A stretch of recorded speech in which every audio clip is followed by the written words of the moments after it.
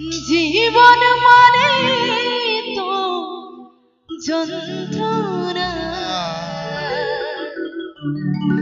বেঁচে থাকতে বোধহয় শেষ হবে না।